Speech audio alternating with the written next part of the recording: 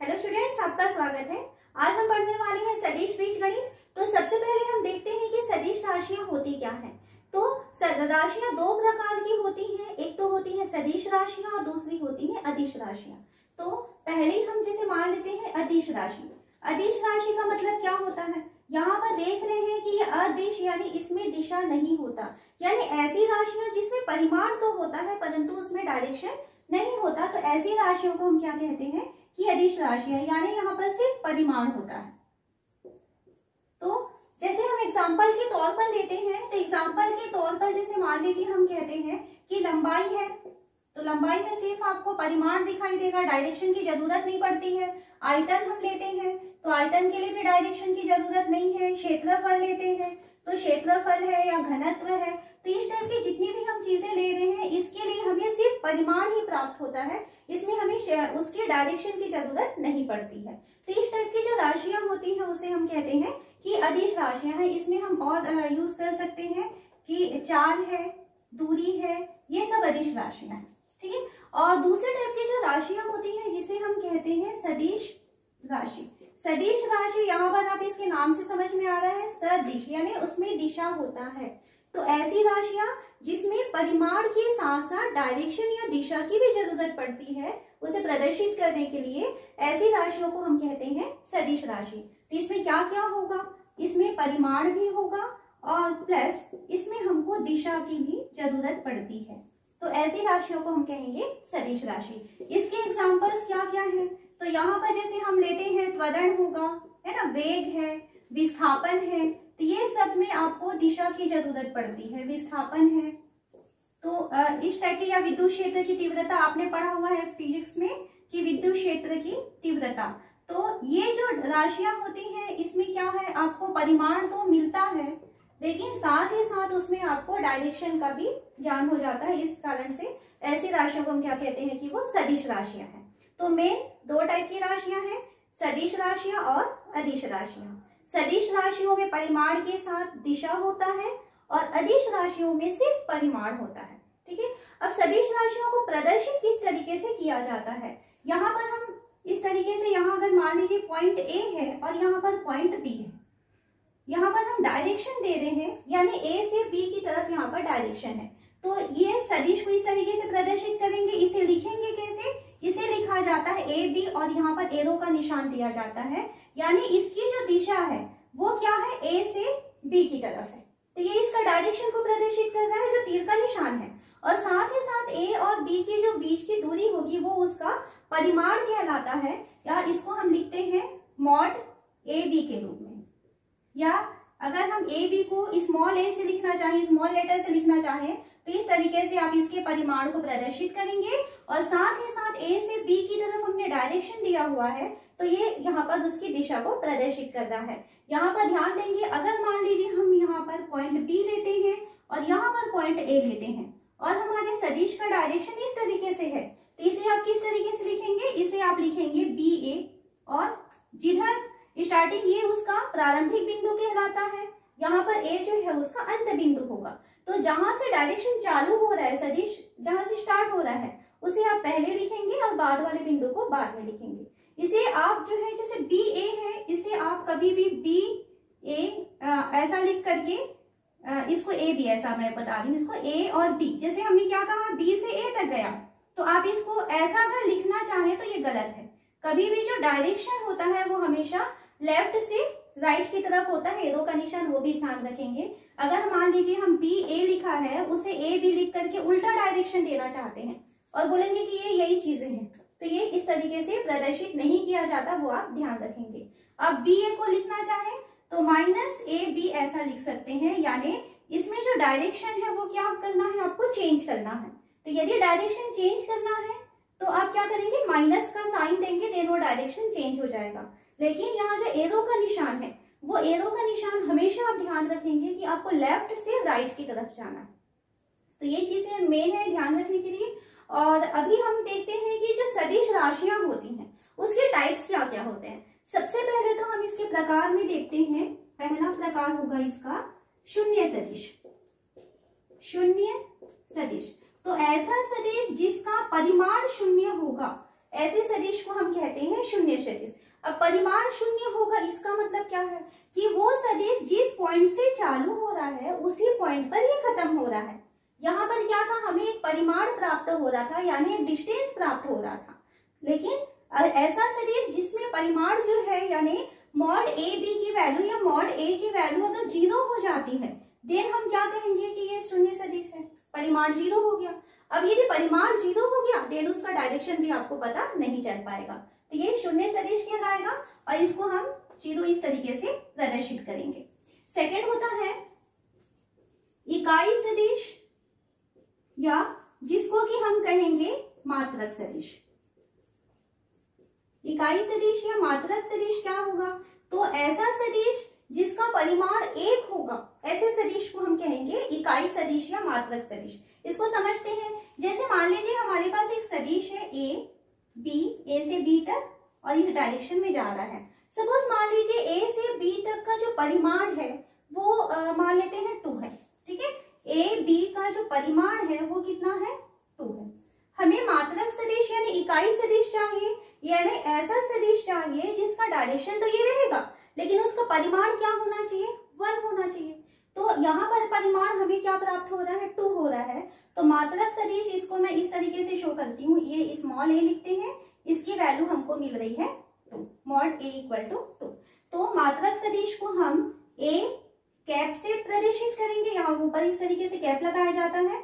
यानी अगर मान लीजिए हम सदिश ए को 2 से डिवाइड कर दें तो क्या होगा, तो आपको एक ऐसा सदिश प्राप्त होगा जिसका डायरेक्शन तो यही रहेगा, लेकिन क्योंकि हमने उसे 2 से डिवाइड किया है, यहाँ से यहाँ तक का जो डिस्टेंस था वो 2 था, हम उसको बीच से एक पॉइंट ले लिए, ठीक है। यहाँ पर एक पॉइंट हमने सी ले लिया। अब ए से सी तक का जो डिस्टेंस है वो कितना हो गया, 1, और सी से बी तक का डिस्टेंस कितना हो गया, 1।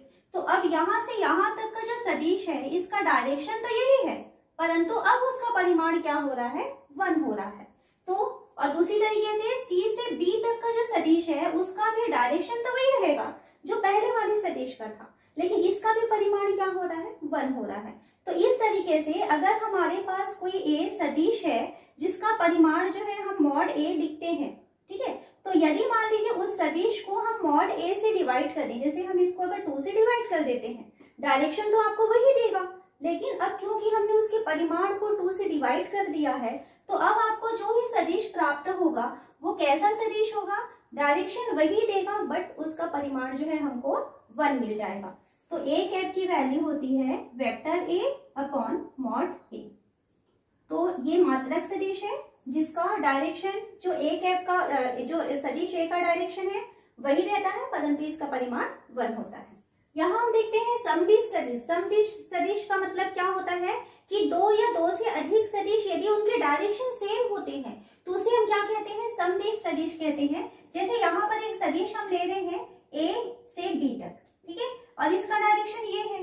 दूसरा हम सदिश ले रहे हैं बी से सी तक और इसका डायरेक्शन भी आपको सेम दिखाई दे रहा है। तो क्या हो रहा है, जब 2 या 2 से अधिक सदिश एक ही डायरेक्शन में होते हैं या फिर वो समांतर भी हो सकते हैं, तो इस टाइप के सदिश को हम कहते हैं समदिश सदिश या इसको कहा जाता है लाइक वेक्टर, ठीक है। दूसरा होता है असमदिश सदिश। का मतलब क्या है, यदि 2 या 2 से अधिक सदिश के डायरेक्शन विपरीत रहेंगे तब हम उसे अनलाइक वेक्टर या असमदिश सदिश कहेंगे। उसके बाद मेन आता है सह आदिम या जिसको कि कोइनिशियल वेक्टर कहा जाता है। कोइनिशियल वेक्टर का मतलब होता है कि यदि 2 या 2 से अधिक सदिश जिनका स्टार्टिंग पॉइंट सेम होगा, इस तरीके से मैं यहाँ पर सदिश ले रही हूँ। यहाँ अगर मान लीजिए पॉइंट ए है, ये बी है, ये सी है और ये डी है, तो यहाँ पर आप क्या देख रहे हैं कि 3 सदिश आपको प्राप्त हो रहे हैं, तीनों में डायरेक्शन है, यानी ये 3 सदिश हैं। कौन कौन से मिल रहे हैं हमको, ए बी एक सदिश है, ए सी दूसरा सदिश है और ए डी तीसरा सदिश है। तीनों ही सदिश का जो स्टार्टिंग पॉइंट है यानी प्रारंभिक बिंदु जो है वो ए ही आ रहा है। तो इस टाइप के हम सदिश को क्या कहते हैं कि यह सह आदिम सदिश या कोइनिशियल वेक्टर है, ठीक है। इस तरीके से आपको इसका बहुत जरूरत आगे पढ़ने वाला है, इसको ध्यान रखेंगे आप लोग। उसके बाद है संरेख सदिश या कोलिनियर वेक्टर। तो 2 या 2 से अधिक सदिश यदि एक ही लाइन में रहते हैं तो उसे हम क्या कहेंगे कि वो संरेख सदिश है, ठीक है। समतलीय सदिश का मतलब क्या होगा, यदि दो से अधिक या 3 सदिश मानेंगे, क्योंकि 2 सदिश तो हमेशा एक ही समतल पे होंगे, ठीक है। तो समतलीय सदिश यानी 3 या 3 से अधिक सदिश यदि मान लीजिए एक ही समतल में होते हैं। सपोज मान लीजिए यहाँ पर हमारा बोर्ड जो है एक समतल को प्रदर्शित कर रहा है, तो इस समतल में हम जितने भी वेक्टर्स लेंगे, जैसे हमने मान लीजिए यहाँ पर एक वेक्टर ले लिया है, यहाँ पर दूसरा वेक्टर ले लिया है, यहाँ पर तीसरा वेक्टर ले लिया है, ये सारे वेक्टर जो हैं वो हम कहाँ पे प्रदर्शित कर रहे हैं, अभी इसी बोर्ड में ही प्रदर्शित कर रहे हैं। तो 3 या 3 से अधिक वेक्टर अगर एक ही समतल में प्रदर्शित होते हैं या इस समतल के समांतर किसी समतल, मान लीजिए यहाँ से समांतर थोड़ी दूर पे हम और एक प्लेन की कल्पना करें और एक समतल की कल्पना करें, तो वहां पर प्रदर्शित होते हैं, तो उस टाइप के जो सदिश रहेंगे उसे हम कहेंगे कि वो समतलीय सदिश है, ठीक है। उसके बाद में आता है व्युत्क्रम सदिश। तो यदि मान लीजिए कोई सदिश ए हम लेते हैं, ये ए एक सदिश है, तो ऐसा सदिश जिसका डायरेक्शन तो यही रहेगा लेकिन उसका जो परिमाण होगा वो इसका व्युत्क्रम हो जाएगा। व्युत्क्रम यानी उल्टा, तो 1/a। इस तरीके से अगर एक सदिश हम लेते हैं जिसका परिमाण जो है वो 1/a हो जाएगा। पहले वाले का परिमाण कितना था, a था, डायरेक्शन दोनों का सेम रहेगा, लेकिन अगर इसका परिमाण a था तो ये 1/a परिमाण हो जाएगा। सपोज इसको एक एग्जांपल से समझते हैं। यहाँ पर हम एक सदिश लिए हुए हैं AB, और मान लेते हैं कि यहाँ पर जो AB को अगर मैं A से शो कर दी हूँ और इसका जो परिमाण है यानी कि मॉड A की वैल्यू जो है वो 2 है, ठीक है। तो एक और हम ऐसा सदिश प्रदर्शित करें जिसका डायरेक्शन तो यही रहेगा लेकिन उसका परिमाण क्या हो जाना चाहिए, 1/2 हो जाना चाहिए। तो इस टाइप का जो सदिश होगा वो इस सदिश A का व्युत्क्रम सदिश कहलाएगा। तो व्युत्क्रम सदिश यानी क्या होगा कि उसका जो परिमाण होगा अपने मूल सदिश के 1/, के बराबर यानी उल्टा हो जाता है, तो उसे कहा जाएगा व्युत्क्रम सदिश। उसके बाद आता है स्वतंत्र सदिश। स्वतंत्र सदिश का मतलब क्या होता है कि अगर हम किसी सदिश को उसके ही समांतर कहीं दूसरी जगह शिफ्ट कर पाए तो इस टाइप के सदिश को कहा जाता है स्वतंत्र सदिश। जैसे यहाँ पर हम एक सदिश ले रहे हैं, इसी प्लेन के बारे में हम बात करते हैं। ये ए बी एक समतल है, पूरा एक समतल है, इसमें ए बी हमने एक सदिश लिया है। अगर हम इस सदिश को ऐसे ही उठा के दूसरी जगह यहाँ पर शिफ्ट कर पाए, यानी आप डायरेक्शन सेम रखेंगे लेकिन क्या कर रहे हैं कि आप उस सदिश के परिमाण को आप चेंज नहीं करेंगे, एक जगह से दूसरी जगह उसी समतल में उसी डायरेक्शन में यदि हम शिफ्ट कर पाते हैं तो इस टाइप के सदिश को कहा जाता है कि वो स्वतंत्र सदिश है। ध्यान रखना है कि जब आप यहाँ पर ये काम कर रहे हैं तो आपको उसके डायरेक्शन को चेंज नहीं करना है, तो ये स्वतंत्र सदिश होगा। फिर होता है समान सदिश। समान सदिश का मतलब क्या होता है कि यदि दो सदिश की दिशा और परिमाण दोनों यदि समान होते हैं तो उसे हम समान सदिश कहते हैं। तो ये जो है सदिशों के प्रकार है, कुछ और भी प्रकार होंगे, बट इतनी चीजें आपके लिए जानना बहुत इंपॉर्टेंट था, इसलिए मैं इतने को ही आपको एक्सप्लेन करवाई हूँ। फिर अब आगे हम देखते हैं कि सदिशों में हम किस तरीके से योग कर सकते हैं। सदिशों का योग, तो सदिशों का योग हम मुख्यतः 2 नियम से करते हैं। पहला नियम होता है त्रिभुज नियम और दूसरा नियम होता है, ये त्रिभुज नियम हुआ, और दूसरा नियम होता है समांतर चतुर्भुज नियम। इन दोनों नियम की सहायता से ही हम 2 सदिशों को आपस में जोड़ सकते हैं। तो त्रिभुज नियम क्या कहता है कि अगर आप 2 सदिशों को जोड़ना चाहते हैं और वो 2 सदिश परिमाण और दिशा में त्रिभुज की 2 संलग्न भुजाओं को प्रदर्शित करते हैं, संलग्न यानी कि आपस में जुड़ी हुई होती है ना। यहाँ पर एक सदिश हमने ये लिया, ये दूसरा सदिश हमने ये लिया, तो यहाँ हम क्या देख रहे हैं, मान लीजिए ए है, ये बी है और ये सी है। तो ए बी और बी सी को यदि हम जोड़ना चाहते हैं तो इनका योगफल क्या होगा, इनका योगफल इसे हम ए से सी तक मिला देते हैं तो आपको एक त्रिभुज तैयार मिलता है। तो इनका योगफल जो है वो किसके बराबर होगा, ए सी के बराबर होगा, लेकिन डायरेक्शन जो है वो ए से सी की तरफ जाएगा।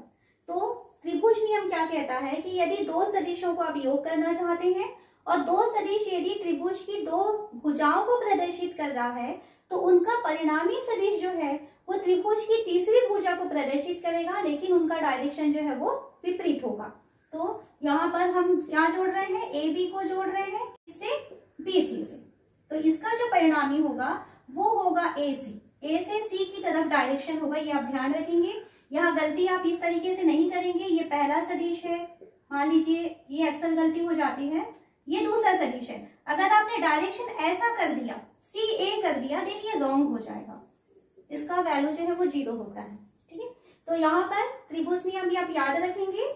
त्रिभुज नियम के अनुसार यदि दो सदिश जिनको हम जोड़ना चाहते हैं वो परिमाण और दिशा में त्रिभुज की दो भुजाओं को प्रदर्शित करता है, तो उनका जो परिणामी सदिश होगा वो क्या होगा, वो त्रिभुज की तीसरी भुजा को प्रदर्शित करेगा, लेकिन उसका डायरेक्शन विपरीत होगा।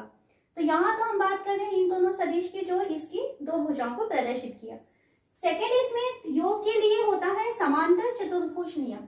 समांतर चतुर्भुज नियम क्या कहता है कि यदि मान लीजिए आपके पास दो सदिश इस तरीके से, ये मान लीजिए A है, यहाँ पर B है और यहाँ पर मैं D लिख रही हूँ, तो यदि दो सदिश हैं जिनको हम जोड़ना चाहते हैं और वो समांतर चतुर्भुज की दो आसन्न भुजाएं का मतलब होता है कि जहां पे उनके जो पॉइंट्स हैं, मतलब स्टार्टिंग पॉइंट है, वो सेम रहेगा।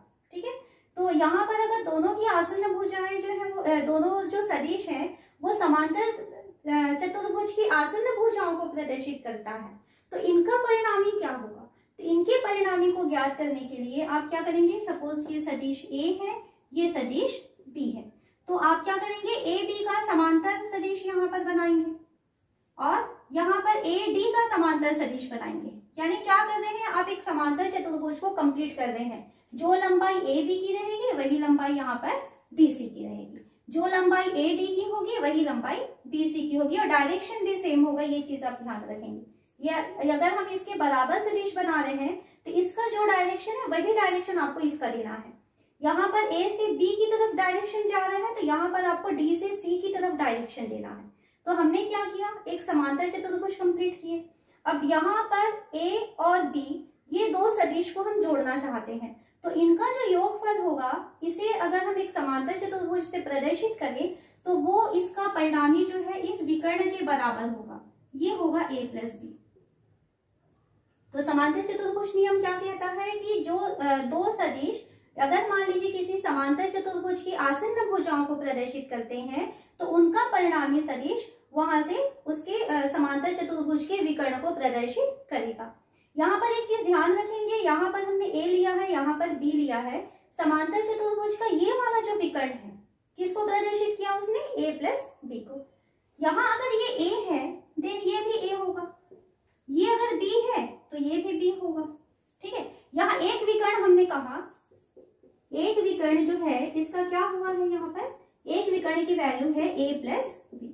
यहाँ यदि हम दूसरी विकर्ण की वैल्यू निकालना चाहें, मतलब हम क्या निकालना चाहते हैं, DB की वैल्यू निकालना चाहते हैं, तो इसके लिए आप क्या करेंगे, इसकी वैल्यू निकालने के लिए देखिए ये A है, इसको जोड़ेंगे और ये B का जो डायरेक्शन है उधर जा रहा है। अगर हम इसको माइनस B करते, यानी अगर आप A के साथ में किसको जोड़ेंगे, माइनस B को जोड़ेंगे, माइनस B को जोड़ेंगे मतलब कहाँ जाएगा, A के साथ आप B तो जोड़ रहे हैं लेकिन कैसा, माइनस, माइनस कर देंगे तो इसका डायरेक्शन चेंज हो जाएगा, यानी ये डायरेक्शन जो है वो इधर चला जाएगा। मैं अगर माइनस B लिखूंगी तो इसका डायरेक्शन कहाँ चला जाएगा, नीचे चला जाएगा। अब देखिए यहाँ त्रिभुज नियम से ये एक भुजा प्रदर्शित हुआ त्रिभुज का, ये दूसरी भुजा प्रदर्शित हुई, तो त्रिभुज नियम के अनुसार A प्लस माइनस B को यदि जोड़ दिया जाएगा या A माइनस B यदि मैं करती हूँ तो ये किसको प्रदर्शित करेगा, ये प्रदर्शित करेगा DB को। तो जो विकर्ण है, दूसरा विकर्ण जो है त्रिभुज का, समांतर चतुर्भुज का, वो किसको प्रदर्शित कर रहा है, तो दूसरा विकर्ण जो है वो प्रदर्शित करता है A माइनस B को। तो किसी भी समांतर चतुर्भुज के लिए अगर मान लीजिए दो उसकी आसन्न भुजाएं A और B होती हैं तो उसका एक विकर्ण जो है वो A प्लस B होगा और दूसरा विकर्ण जो है वो A माइनस B होगा। यानी ये जो A माइनस B है वो कौन है, DB है। ठीक है, A प्लस B कौन था, AC था। तो इस तरीके से हम सदिशों को जोड़ सकते हैं। दो नियम है, त्रिभुज नियम और समांतर चतुर्भुज नियम। सदिशों के योग के गुण धर्म क्या क्या होते हैं ये देखते हैं कि कौन कौन सी वो प्रॉपर्टीज को सेटिस्फाई करता है। इसका प्रूफ नहीं देखेंगे, सिर्फ ये जानेंगे कि इसमें कौन कौन सी प्रॉपर्टीज आ सकती हैं जो वो सेटिस्फाई करता है। सबसे पहले तो ये क्रम विनिमय नियम को सेटिस्फाई करता है। क्रम विनिमय नियम, क्रम विनिमय नियम क्या होता है कि यदि मान लीजिए हम a प्लस बी को जोड़ रहे हैं, तो योग के लिए है ये जो गुणधर्म हम यहाँ पर देख रहे हैं, तो a और b को यदि हम जोड़ें, चाहे b प्लस a करें, तो यहाँ पर ये दोनों जो है वो इक्वल होते हैं, यानी दोनों के क्रम को यदि चेंज कर दिया जाए देन फिर भी हमारा रिजल्ट जो है वो सेम रहता है, उसको वो सेटिस्फाई करता है। तो सदिशों का जो योग है वो पहला तो है वो क्रम विनिमय नियम को सेटिस्फाई करेगा, दूसरा वो सेटिस्फाई करता है साहचर्य नियम। साहचर्य नियम का मतलब होता है कि यदि मान लीजिए आप इस तरीके से लिखते हैं a plus B plus C, तो इसकी वैल्यू जो है वो a प्लस बी प्लस सी के इक्वल होता है। तो ये होता है साहचर्य नियम, जिसको कि योग जो है वो सदिशों का योग जो है वो सेटिस्फाई करेगा। तीसरा होता है योग योज्य तत्समक कहा जाता है। योज्य तत्समक, योज्य तत्समक का मतलब होता है कि हमारे पास एक शून्य सदिश इस तरीके से उपलब्ध होता है कि इसे हम किसी भी सदिश के साथ जोड़ेंगे तो हमें वो वही सदिश प्राप्त होता है। योज्य, योज्य यानी योग करने से, तत्समक यानी उसी के समान करने वाला किसी संख्या में, जैसे हम इसके पहले बीजगणित में पढ़े हुए हैं, तो तत्समक क्या होता है, किसी संख्या के साथ उसे अगर लगा दिया जाए, तत्समक गुणन के लिए भी होता है, योग के लिए भी होता है, जब हम पिछले पढ़े हुए थे पिछले चैप्टर्स में। तो तत्समक का मतलब होता है कि किसी संख्या के साथ यदि उसकी संक्रिया की जाती है देन उस संख्या में कोई परिवर्तन नहीं होता है। तो सदिशों का योग जो है वो योज्य तत्समक यहाँ पर उपस्थित होता है, जिसको कि हम शून्य सदिश कहेंगे।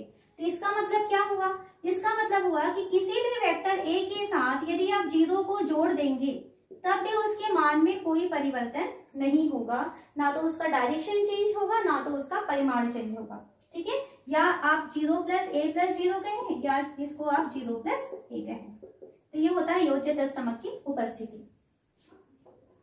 चौथा होता है योज्य प्रतिलोम। प्रतिलोम यानी होता है उल्टा। ठीक है, तो योज्य प्रतिलोम का मतलब क्या होता है, किसी भी जैसे मान लो हम राशि लेते हैं तो राशि का योज्य प्रतिलोम का मतलब क्या है कि आपके पास उसके लिए दूसरी राशि इस तरीके से उपलब्ध होगी कि दोनों को यदि हम आपस में जोड़ दें तो आपको तत्समक अवयव मिल जाना चाहिए। यानी यहाँ पर अगर हम सदिशों की बात करें तो आपके पास एक ऐसा सदिश, अगर मान लीजिए कोई सदिश a है तो दूसरा सदिश आपके पास इस तरीके से उपलब्ध होना चाहिए कि दोनों को यदि जोड़ देंगे तो आपको शून्य सदिश मिलेगा। तो यहाँ पर योज्य प्रतिलोम का मतलब होता है कि अगर मान लीजिए हमने एक वेक्टर a लिया है तो a का योज्य प्रतिलोम क्या होगा, तो इसका योज्य प्रतिलोम होगा, योज्य प्रतिलोम होगा माइनस a। यानी अगर a के साथ में माइनस a को जोड़ देते हैं तो क्या होगा, आपको यहाँ पर तत्समक अवयव यानी योज्य तत्समक 0 वेक्टर आपको मिल जाएगा। ध्यान रखेंगे यहाँ पर सिर्फ 0 नहीं लिखेंगे आप, इसके ऊपर आपको वेक्टर का साइन देना होता है। तो इस तरीके से जो सदिशों का योग है वो टोटल 4 प्रॉपर्टीज को सेटिस्फाई करता है। पहला तो होता है क्रम विनिमय नियम, यानी सदिशों के योग के क्रम को यदि आप चेंज करें देन वहां पर कोई आपको प्रभाव नहीं पड़ेगा। दूसरा होता है साहचर्य नियम, यानी a प्लस बी प्लस सी की वैल्यू जो है वो a प्लस बी प्लस सी के इक्वल होता है। तीसरा होता है यहाँ पर योज्य तत्समक अवयव होता है, यानी 0 वेक्टर आपको इस तरीके से रहता है कि आप किसी भी जो सदिश राशि है उसके साथ यदि आप शून्य सदिश को जोड़ेंगे देन आपको वही सदिश राशि प्राप्त हो जाती है। और चौथा है योज्य प्रतिलोम, तो किसी भी सदिश का जो योज्य प्रतिलोम है वो क्या होगा, a जैसे a है तो a का योज्य प्रतिलोम माइनस a हो जाएगा। तो इस तरीके से टोटल जो है हमने जो सदिशों का योग होता है वो उसकी प्रॉपर्टीज को देखे हुए हैं। उसके बाद हम देखते हैं कि सदिश के साथ अदिश का गुणन क्या होता है। तो किसी भी सदिश राशि, जैसे मान लीजिए हमने यहाँ पर एक वेक्टर a लिया हुआ है, एक सदिश राशि है, इस सदिश राशि के साथ यदि मान लीजिए हम लैम्डा का मल्टीप्लाई करते हैं तो लैम्डा का यदि हम यहाँ गुणा करेंगे तो यहाँ पर जो इनका गुणनफल होगा उसे हम लिखेंगे लैम्डा a। यानी आपको जो एक नया सदिश प्राप्त होगा उस नए सदिश का डायरेक्शन भी इस a की ही डायरेक्शन के बराबर होगा, लेकिन उसका परिमाण क्या होगा, उसका परिमाण जो है वो लैम्डा गुना हो जाएगा। अब लैम्डा के ऊपर डिपेंड करता है कि ये निगेटिव है या पॉजिटिव है। अगर मान लीजिए लैम्डा जो है वो पॉजिटिव नंबर है देन यहाँ पर जो a के साथ हमने लैम्डा a लिया हुआ है तो लैम्डा a के लिए क्या होगा, दिशा वही रहेगी जो पहले a की दिशा थी, तो दिशा समान रहेगा, लेकिन इसका जो परिमाण है वो परिमाण जो है वो क्या होगा, लैम्डा गुना हो जाएगा। ठीक है, अब वो पॉजिटिव है या निगेटिव है वो उसके ऊपर डिपेंड करता है कि उसका डायरेक्शन क्या होगा। यदि मान लीजिए लैम्डा की वैल्यू निगेटिव हो जाती है, तो लैम्डा की वैल्यू यदि निगेटिव हो जाती है देन क्या होगा, यहाँ पर आपको जो माइनस लैम्डा ए मिलने वाला है, तो यहाँ उसका परिमाण तो लैम्डा गुना हुआ, लेकिन उसका जो डायरेक्शन है वो उसका उल्टा डायरेक्शन होगा। तो इस कंडीशन में जो दिशा है वो विपरीत हो जाती है,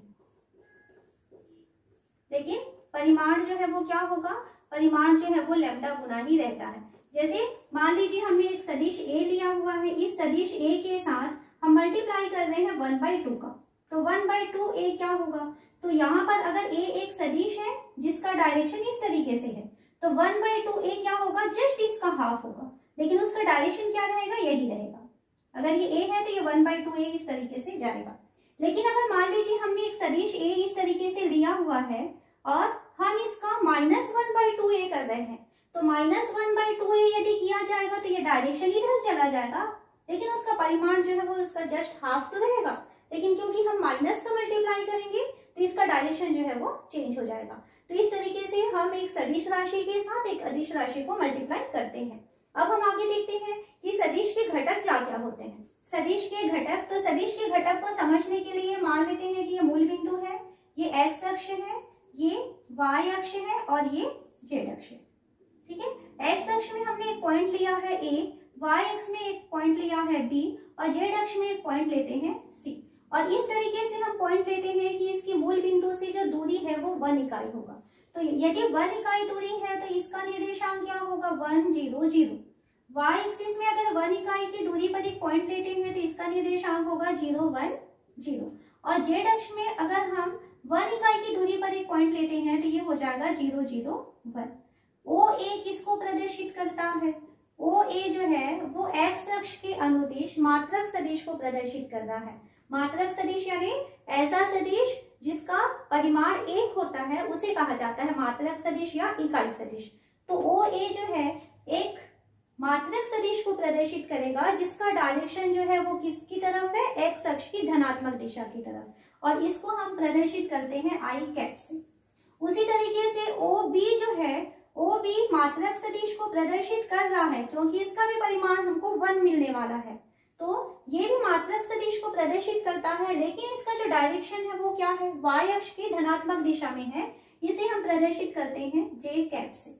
और ओ सी जो है वो भी मात्रक सदिश को प्रदर्शित करता है जेड अक्ष के पॉजिटिव डायरेक्शन की तरफ, तो इसको हम प्रदर्शित करते हैं के कैप से। तो ये होते हैं आई कैप, जे कैप एंड के कैप। ये सदिश के घटक कहलाते हैं, किसके अनुदिश, एक्स अक्ष, वाई अक्ष और जेड अक्ष के अनुदिश। अब हम ये देखते हैं कि किसी भी पॉइंट के निर्देशांक को या किसी भी पॉइंट को हम सदिश के फॉर्म में किस तरीके से लिख सकते हैं। मान लीजिए ये एक्स अक्ष है, ये वाई अक्ष है, ये जेड अक्ष है। ठीक है, यहाँ पर पॉइंट है O। तो यहाँ पर सबसे पहले तो हम एक समांतर चतुर्भुज बना रहे हैं इस तरीके से। ठीक है, एक समांतर चतुर्भुज है, हमें यहाँ पर एक पॉइंट मान लीजिए ये वाला पॉइंट हमको लेना है, तो इस पॉइंट की यदि आपको निर्देशांक चाहिए या इस पॉइंट की स्थिति आपको चाहिए तो किसके सापेक्ष चाहिए, मूल बिंदु के। इस पॉइंट को मैं नाम दे रही हूँ यहाँ पर P। अगर ये पॉइंट P जो है वो x अक्ष से x इकाई की दूरी पर है, y अक्ष से y इकाई की दूरी पर है और z अक्ष से यदि वो z इकाई की दूरी पर है, यानी इस बिंदु के जो निर्देशांक है वो है x, y एंड z। तो यहाँ से O से P, O से P डायरेक्शन में आपको एक सदिश मिलेगा क्योंकि हमने अब यहाँ पर डायरेक्शन दे दिया। तो OP जो है एक ऐसा सदिश है जिसको हम प्रदर्शित करेंगे एक्स आई कैप प्लस वाई जे कैप प्लस जेड के कैप, यानी OP जो है जिस बिंदु को O से हम यहाँ पर प्रदर्शित कर रहे हैं जो सदिश है उसकी x अक्ष से दूरी x है, y अक्ष से दूरी y है और z अक्ष से दूरी z है। हमको इसका यदि परिमाण चाहिए, परिमाण यानी वो कितना है ना, उसकी दूरी चाहिए, तो इसकी वैल्यू हो जाती है √x² plus y² plus z²। ठीक है, क्योंकि यहाँ पर पाइथागोरस थ्योरम ही आपका लागू होने वाला है। क्यों ऐसा हो रहा है, जैसे मान लीजिए हम एक्स वाई प्लेन पे एक पॉइंट लेते हैं यहाँ पर, तो इस बिंदु के निर्देशांक क्या होंगे, एक्स वाई। अगर इस बिंदु के निर्देशांक एक्स वाई है तो यहाँ से यहाँ तक की दूरी कितनी होगी? तो दूरी का फॉर्मूला जानते हैं हम, x2 minus x1 square plus y2 minus y1 square. तो ये डिस्टेंस जो है वो होता है x square plus y square. अब यहाँ से हमने क्या किया, जेड ऊंचाई पे यहाँ पर, ठीक है, ये पॉइंट हमने एक्स वाई लिया था। इस पॉइंट एक्स वाई से ये वाली जो हाइट है, ये हाइट है जेड हाइट। तो जेड हाइट पे हमने एक पॉइंट लिया है। अब इस पॉइंट के निर्देशांक है जेड, एक्स वाई और जेड। तो यहाँ पर इसके निर्देशांक अगर एक्स वाई जेड है, देन ये किसको प्रदर्शित कर रहा है? तो यहाँ पर देखिए ये जो आपको दिखाई दे रहा है ओ सी पी। ओ सी पी वास्तव में क्या है? एक समकोण त्रिभुज आपको प्रदर्शित होगा, जिसमें से ओ सी जो है वो समतल, कौन से समतल? एक्स वाई समतल पे होगा। ये उसके लिए लंब का काम करेगा और ओ पी जो है उसके लिए कर्ण का काम करेगा। तो हमें किसकी वैल्यू चाहिए? कर्ण की वैल्यू। तो कर्ण की वैल्यू क्या होती है? लंब का वर्ग धन आधार का वर्ग। तो इसलिए ओ पी का जो मॉड है तो क्या होगा? लंब का वर्ग धन आधार का वर्ग, यानी under root x square plus y square का स्क्वायर प्लस जेड का स्क्वायर, यानी स्क्वायर स्क्वायर रूट कैंसिल हो गया। तो इसकी वैल्यू होती है x square plus y square plus z square. ठीक है, तो आपको यहाँ पर याद क्या रखना है कि किसी भी बिंदु को यदि हमें प्रदर्शित करना है, मूल बिंदु के सापेक्ष उसकी पोजीशन प्रदर्शित करनी है, तो उसको हम उसके एक्स घटक, वाई घटक और जेड घटक के फॉर्म में प्रदर्शित करेंगे। तो किस फॉर्म में लिखा जाएगा उसे? एक्स आई प्लस वाई जे प्लस जेड के, और सब में कैप लगेगा क्योंकि मात्रक सदिश ले रहे हैं। तो किसी भी सदिश आर को इस तरीके से प्रदर्शित करेंगे। और उसके परिमाण को यदि आपको बताना है तो परिमाण के लिए क्या हो जाएगा? ये अंडर रूट हो जाएगा एक्स घटक का स्क्वायर प्लस वाई घटक का स्क्वायर प्लस जेड घटक का स्क्वायर। तो ये दोनों चीजें आपको याद रखनी है। यहाँ हमें क्वेश्चन दिया है कि सदिश b की value 1/√3i plus 1/√3j minus 1/√3k है। तो अब हमें इसका मापांक ज्ञात करना है। तो मापांक ज्ञात करने के लिए अभी हमने क्या फॉर्मूला देखा कि मॉड r की वैल्यू होती है under root x square plus y square plus z square. तो सबसे पहले तो आप यहाँ से क्या करेंगे? एक्स वाई और जेड की वैल्यू निकालेंगे। तो जो i है, i के साथ जो मल्टीप्लाई है वो x की वैल्यू है। तो यहाँ से हम कंपेयर करते हैं तो x की वैल्यू 1/√3 आ रहा है, y की वैल्यू 1/√3 आ रहा है और z की वैल्यू जो है वो -1/√3 है। चिन्हों का आपको ध्यान रखना है। देन यहाँ पर आपको मॉड b चाहिए, तो मॉड b की वैल्यू हो जाएगी under root x square plus y square plus z square, यानी 1/√3 का स्क्वायर प्लस 1/√3 का स्क्वायर प्लस -1/√3 का स्क्वायर। तो इसकी वैल्यू हो जाएगी, स्क्वायर है तो 1/3 हो जाएगा, ये भी 1/3 होगा, माइनस का स्क्वायर प्लस होता है तो ये 1/3 हो गया। देन तीनों का एलसीएम आ जा रहा है 3, 1 + 1 + 1, यानी कि √3/3। तो हमको क्या मिल रहा है कि मॉड b की वैल्यू यहाँ पर आ जाता है 1। तो इस तरीके से अगर आपको मापांक ज्ञात करना है तो सबसे पहले आप उस सदिश में से उसके x घटक, y घटक और z घटक, ये तीनों की वैल्यू निकालेंगे और ये फॉर्मूला है, यहाँ से आप मापांक की वैल्यू को निकाल सकते हैं। यहाँ हमें कहता है सदिश a की वैल्यू जो है 2i + 3j + k है। इसके अनुदिश हमें मात्रक सदिश ज्ञात करना है। मात्रक सदिश का मतलब क्या है कि ऐसा सदिश आपको चाहिए जिसका डायरेक्शन इसी डायरेक्शन में रहेगा, ठीक है, डायरेक्शन सेम रहेगा, लेकिन उसका जो परिमाण होगा वो क्या होना चाहिए? 1 होना चाहिए, यानी इकाई होना चाहिए। तो आपको इसी डायरेक्शन में ऐसा सदिश लेना है जिसका परिमाण 1 रहेगा। तो मात्रक सदिश ज्ञात करने के लिए सबसे पहले तो आप यहाँ पर मॉड a की वैल्यू को निकालेंगे। मॉड a की वैल्यू क्या होगा? Under root x square plus y square plus z square. तो इस तरीके से आप पहले इसमें मापांक की वैल्यू निकालेंगे। मापांक के लिए यहाँ पे अगर हम कंपेयर करते हैं तो x की वैल्यू क्या दिखाई दे रहा है? x की वैल्यू हमें 2 दिखाई दे रहा है। y की वैल्यू, तो y की वैल्यू 3 है। z की वैल्यू, तो यहाँ पर k के साथ क्या मल्टीप्लाई हुआ है? 1। तो इस कारण से z की वैल्यू आ रही है 1। तो सबसे पहले हम x, y और z, उसके बाद हम निकालते हैं मॉड a। तो मॉड a की वैल्यू होता है x square plus y square plus z square. क्या हो जाएगा? 2 का स्क्वायर प्लस 3 का स्क्वायर प्लस 1 का स्क्वायर। तो वैल्यू नहीं इसकी, ये हो गया 4 + 9 + 1, यानी कि हमको मिल रहा है 14। हमें क्या चाहिए, इसमें मात्रक सदिश चाहिए, और मात्रक सदिश यानी इसको हम प्रदर्शित करेंगे ए कैप से। तो ए कैप की वैल्यू क्या होती है, ये होता है वेक्टर ए अपॉन मॉड ए। ठीक है, ये फॉर्मूला हम पीछे पढ़े हुए हैं कि मात्रक सदिश को आप इस तरीके से ज्ञात करते हैं। वेक्टर ए यानी डायरेक्शन तो सेम रहेगा, लेकिन उस डायरेक्शन में आप क्या करेंगे, उसके परिमाण को भाग दे देंगे। भाग देंगे तो डायरेक्शन आपको वही मिलेगा, लेकिन उसका जो परिमाण रहेगा वो 1 हो जाएगा, क्योंकि आप उसको डिवाइड किए हुए हैं। तो ए की वैल्यू देखिए क्या है, 2i plus 3j plus k। ठीक है, ये है, और इसको हम डिवाइड कर रहे हैं किससे, √14 से। तो अब हमको क्या मिलेगा, 2/√14i plus 3/√14j plus 1/√14k। तो इस तरीके से आपको जो सदिश प्राप्त हुआ है, जिसको कि हम ए कैप से प्रदर्शित करेंगे। ए कैप का जो डायरेक्शन होगा वो ए का ही डायरेक्शन रहेगा, लेकिन क्या होगा, इसका जो परिमाण मिलेगा वो आपको 1 दिखाई देगा। यानी अगर इसको आप कैलकुलेट करेंगे तो यहाँ पर यदि आप मॉड ए कैप निकालते हैं तो इसकी वैल्यू आपको 1 मिल जाएगी, आप कैलकुलेट कर सकते हैं। तो इस तरीके से हम मात्रक सदिश ज्ञात करते हैं। यहाँ हम 3 सदिश देख रहे हैं, सदिश ए, सदिश बी और सदिश सी। तो हमें क्वेश्चन में क्या कहता है, तीनों का योगफल ज्ञात करना है और साथ ही साथ मॉड ए प्लस बी प्लस सी की वैल्यू निकालनी है। तो 3 सदिशों को किस तरीके से योग करेंगे, जब वो उनके घटकों के फॉर्म में रहेंगे। तो यहाँ पर देखिए आपको क्या दिखाई दे रहा है, ए की वैल्यू हमें दिख रहा है i minus 2j plus k, ये ए की वैल्यू है। बी की वैल्यू हमें दिखाई दे रहा है माइनस 2i प्लस 4j और प्लस 5k, और सी की वैल्यू हमें दिखाई दे रहा है i माइनस 6j, इसमें कैप लगाना जरूरी है ना, और माइनस 7k।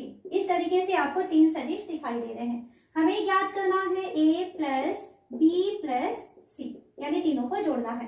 तो जब भी कभी आप 2 या 2 से अधिक सदिशों को जोड़ रहे हैं और जब वो घटकों के फॉर्म में है, तो आप ध्यान रखेंगे कि उनके x घटक जुड़ेंगे, फिर उनके y घटक जुड़ेंगे, उनके z घटक जुड़ेंगे। यानी i के साथ i ही जुड़ेगा, j के साथ j ही जुड़ेगा और k के साथ k ही जुड़ेगा। इस तरीके से नियम होता है। तो यहाँ पे जब हम इसे जोड़ेंगे तो क्या होगा, यहाँ से देखिए इन तीनों को यदि हम जोड़ते हैं तो तीनों से i कैप बाहर निकाल लीजिए।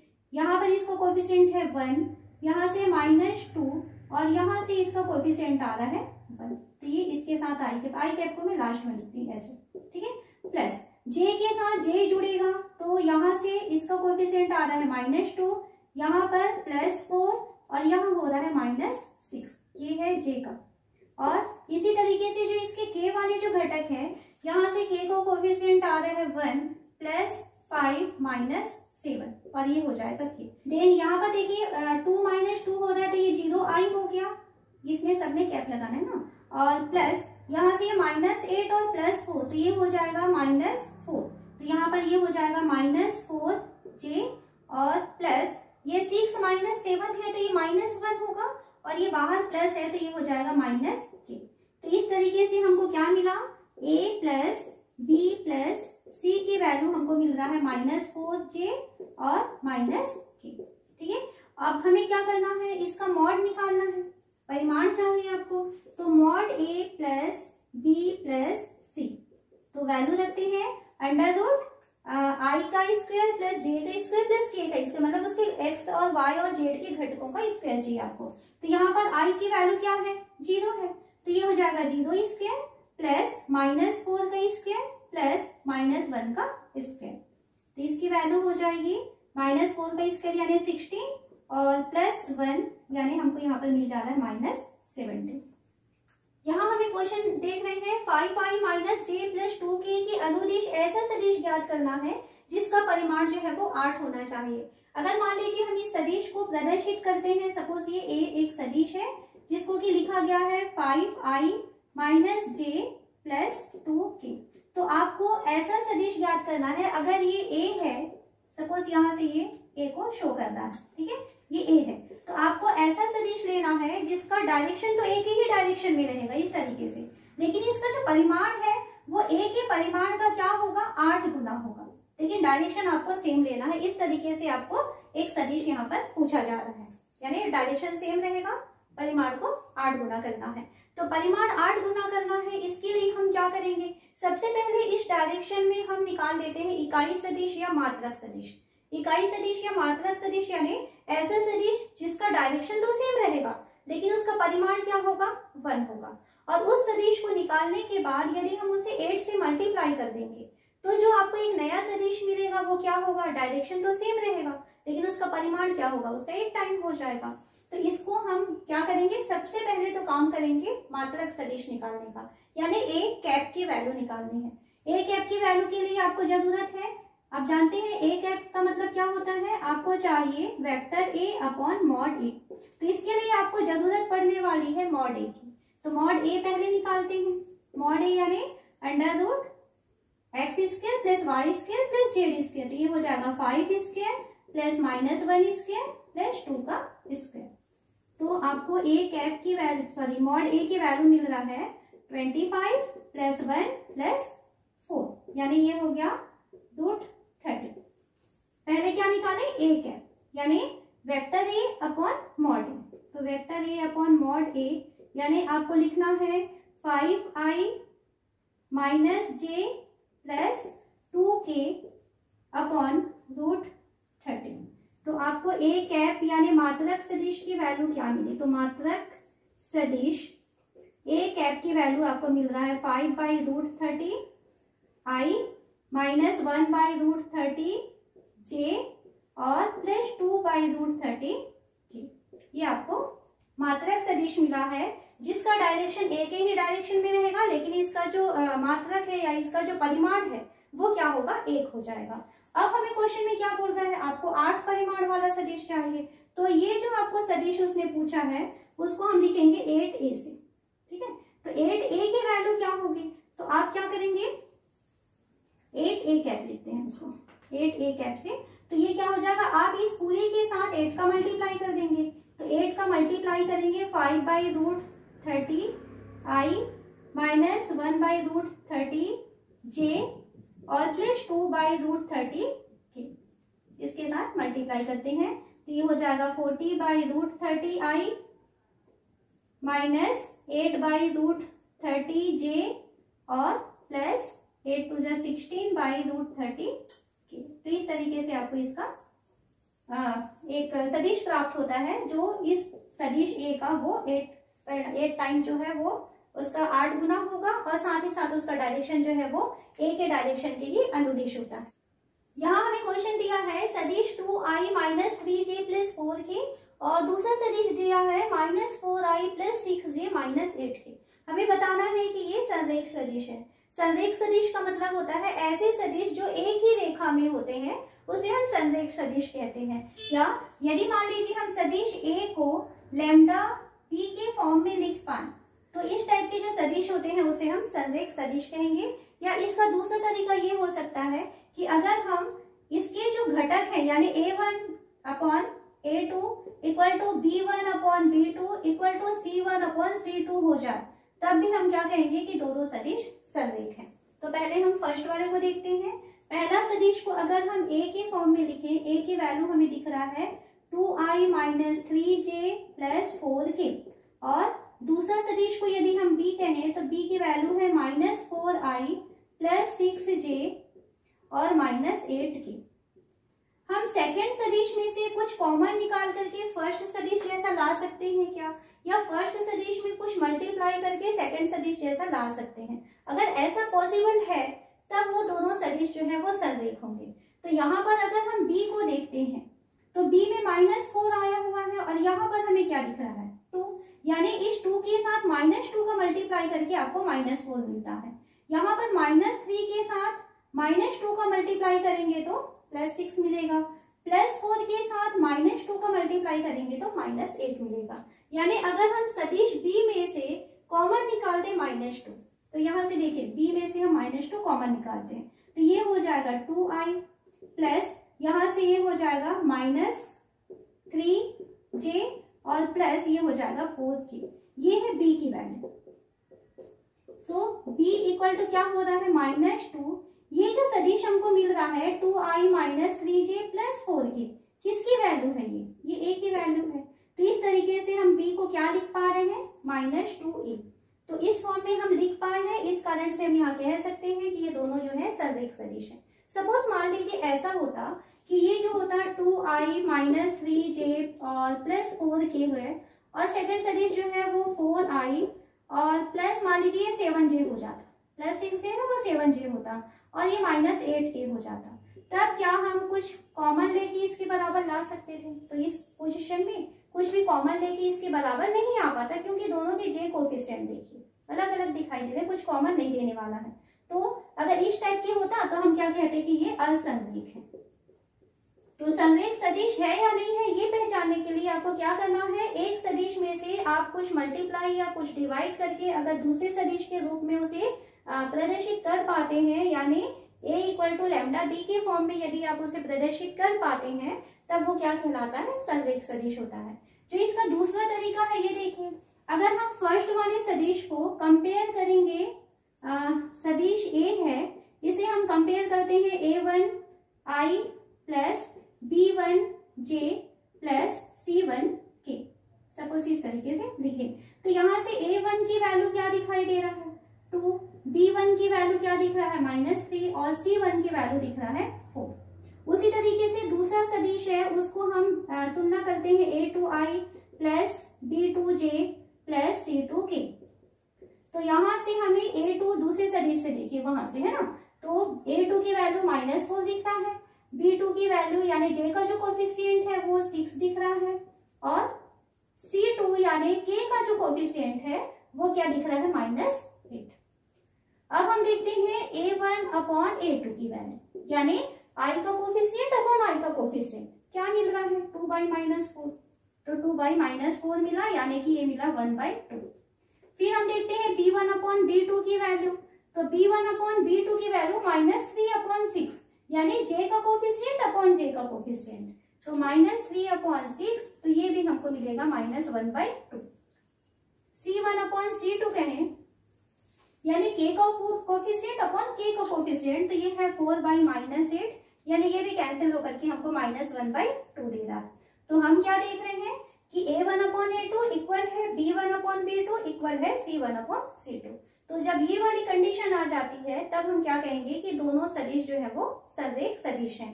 तो इस तरीके से आप इसको चेक कर सकते हैं। यहाँ हम एक क्वेश्चन लेते हैं, एक समांतर चतुर्भुज की संलग्न भुजाएं a = i + j - k और b = -2i + j - 2k है, तब विकर्णों के अनुदिश हमें मात्रक सदिश ज्ञात करने कहता है।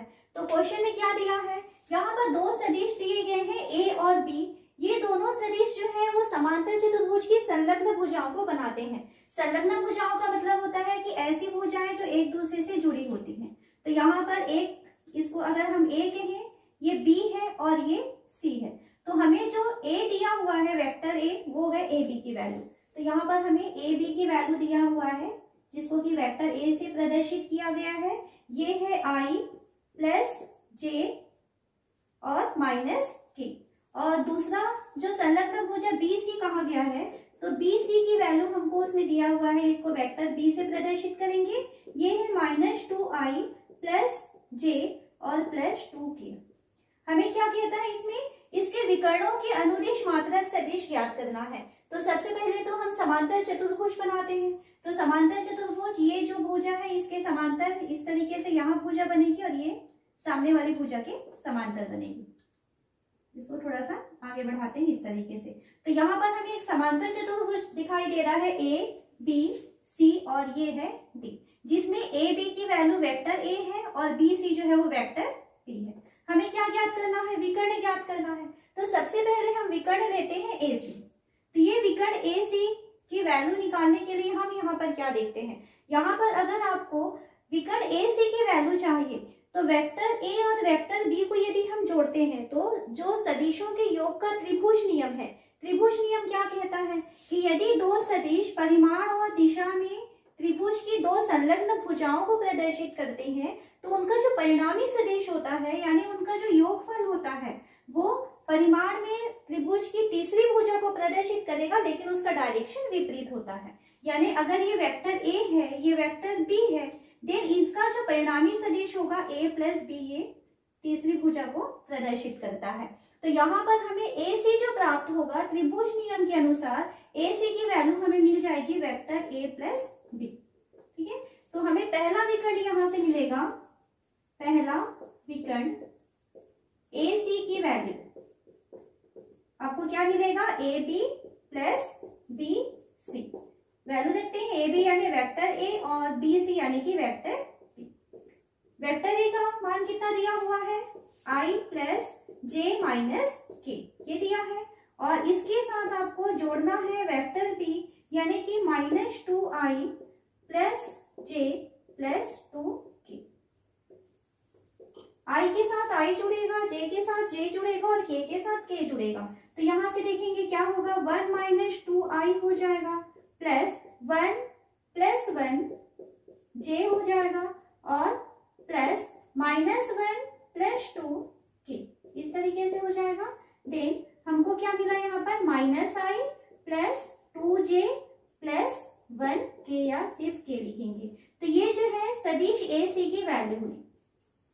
हमें इसके अनुदिश मात्रक सदिश चाहिए, तो हमको यहाँ पर पहला विकर्ण ए सी मिल चुका, इसका मात्रक सदिश भी हम निकाल लेते हैं। तो मात्रक सदिश निकालने के लिए आपको क्या लेना पड़ेगा, यहाँ पर इसका पहले तो मॉड निकालेंगे और मॉड निकालने के बाद में फिर उसको डिवाइड करेंगे। तो हम यहाँ पर लेते हैं मॉड ए सी यानी इसका परिणामी सदिश निकालेंगे। ये हो जाएगा √-1 का स्क्वायर प्लस 2 का स्क्वायर प्लस 1 का स्क्वायर इक्वल टू हमको क्या मिलेगा, यहाँ पर 1 + 4 + 1 यानी कि हमको मिल जा रहा है √6। तो यहाँ पर हमें जो मात्रक सदिश मिलेगा, मात्रक सदिश, इसको अगर हम D1 कहें, पहला विकर्ण है तो D1 से अगर प्रदर्शित करते हैं तो D1 का जो मात्रक सदिश है इसको हम लिखेंगे D1 कैप की वैल्यू हो जाएगा D1/mod D1। तो इसकी वैल्यू हो गया 1/√6 और D1 की वैल्यू कितनी है, तो D1 की वैल्यू ये हमको दिखाई दे रहा है -i plus 2j plus k।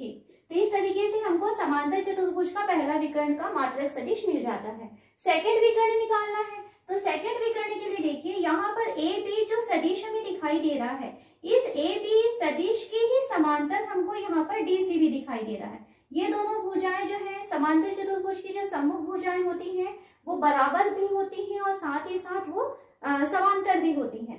तो ए बी और डी सी दोनों समांतर हैं और साथ ही साथ बराबर भी हैं। इस कारण से जो ए सदिश हमको यहाँ दिखाई दे रहा है वही सदिश ए हमको यहाँ पर भी मिल जाएगा। बी सी जो है इसकी बराबर भुजा ए डी है, तो जो बी सी का डायरेक्शन होगा उसी डायरेक्शन में ए डी की वैल्यू भी जो है वो वेक्टर बी बनेगा। हमें सेकंड इसमें क्या चाहिए, सेकंड विकर्ण चाहिए, मतलब ये वाला विकर्ण चाहिए। तो इस विकर्ण के लिए हम देखते हैं कि यहाँ पर जैसे ये वेक्टर ए है ना, इस वेक्टर ए के साथ अगर हम वेक्टर बी का माइनस को जोड़े, यहाँ पे डायरेक्शन ऊपर की तरफ जा रहा है, मान लीजिए डायरेक्शन नीचे की तरफ होता है सपोज, तो अगर मान लीजिए डायरेक्शन हम चेंज करना चाहते हैं तो वेक्टर बी को आपको क्या लिखना पड़ेगा, -b लिखना पड़ेगा। तो यदि हम यहाँ पर सदिश के चिन्ह को बदल देते हैं, यानी इसके डायरेक्शन को यदि यहाँ बदल दिया जाएगा, तब यहाँ पर ये क्या हुआ, ये a हुआ और ये -b हुआ। इन दोनों को यदि हम जोड़ते हैं तो ये दोनों सदिश की दिशाएं देखिए, यहाँ पर इसकी दिशा इधर जा रही है, ये दूसरी दिशा, ये दूसरे सदिश की दिशा ये जा रही है, यानी ये दोनों सदिश जो है त्रिभुज की दो संलग्न भुजाओं को प्रदर्शित करते हैं। तो इसका परिणामी सदिश जो है त्रिभुज नियम से फिर क्या होगा, परिणाम और दिशा में इसका डायरेक्शन तो विपरीत होगा, परंतु परिणाम में क्या होगा, वो त्रिभुज की तीसरी भुजा के द्वारा प्रदर्शित किया जाएगा। तो इसका जो परिणामी सदिश होगा वो होगा db, जिसका वैल्यू क्या होगा, vector a plus minus vector b। तो यहाँ पर हम निकालते हैं दूसरा, इसका दूसरा विकर्ण लेते हैं, तो इसको लिखेंगे दूसरा विकर्ण d2, जिसको कि हम क्या लिखेंगे यहाँ पर db से प्रदर्शित करेंगे। तो db की वैल्यू क्या होगी, ये होगा vector a plus minus vector b। इन दोनों को यदि हम जोड़ते हैं तब हमको यहाँ पर db की वैल्यू यानी सेकंड विकर्ण की वैल्यू मिल जाती है। तो वेक्टर a क्या है, तो वेक्टर a वापस आते हैं, वेक्टर a की वैल्यू है i plus j minus k। इसके साथ हमें जोड़ना है -b को, तो यहाँ पर देखिए -b की वैल्यू ये है, तो ये b की वैल्यू है माइनस बी, देन इसका साइन चेंज करेंगे तो 2i माइनस j और माइनस 2k हो जाएगा। i से i जुड़ेगा, j से j जुड़ेगा और k से k जुड़ जाएगा। तो यहां से हो जाएगा 1 plus 2i plus 1 minus 1j और प्लस -1 माइनस 2k, इसको जोड़ देते हैं, इक्वल टू हो जाएगा 3i प्लस ये 0j हो जाएगा और -3k। हमें तो इसका मात्रक सदिश चाहिए, तो मात्रक सदिश के लिए सबसे पहले तो आपको इसका मापांक लेना होगा। तो मॉड d2 की वैल्यू क्या हो जाएगी, √3 का स्क्वायर, ये तो 0 हो चुका है, और प्लस -3 का स्क्वायर, यानी √9 प्लस 9, यानी हमको यहाँ पर मिलेगा √18। हमें क्या चाहिए, d2 का मात्रक सदिश चाहिए, तो ये होगा vector d2 upon mod d2। तो ये हो गया 1/√18 को बाहर निकाल देते हैं और वेक्टर d2 की वैल्यू यहां से हम लिख लेते हैं 3i, और इसको j वाला जो है कोफिशिएंट 0 है तो इसको छोड़ भी देंगे, -3k। तो इस तरीके से हमको यहाँ पर दूसरा विकर्ण भी मिल जाता है, दूसरे विकर्ण के अनुदिश हमको इसका भी मात्रक सदिश मिल जाता है। तो यहाँ पर आप ध्यान रखेंगे कि किसी भी समांतर चतुर्भुज की संलग्न भुजाएं, सबसे पहले तो संलग्न भुजाएं देखें। संलग्न भुजा का मतलब होता है एक भुजा इधर है, ये दोनों आपस में संलग्न भुजाएं होती हैं। और यदि यहाँ पर आसन्न भुजाएं कहा जाएगा तो आसन्न भुजाएं ये होती हैं, ये इस तरीके से अगर भुजाएं दी जाएंगी, डायरेक्शन के अनुदिश में यहाँ पर बता रही हूँ, अगर पहली भुजा और दूसरी भुजा ये दोनों जो है इस तरीके से जुड़ी रहेंगी कि उनका जो स्टार्टिंग पॉइंट है वो सेम रहेगा, तो ये आसन्न भुजाएं होंगी। अगर आसन्न भुजाएं का क्वेश्चन आएगा तो इस तरीके से बनाएंगे आप, ठीक है। और हालांकि आंसर सेम आएगा, और यदि संलग्न भुजाएं कहता है देन इसका डायग्राम इस तरीके से बनता है। तो इस तरीके से हम समांतर चतुर्भुज के विकर्णों को निकाल सकते हैं।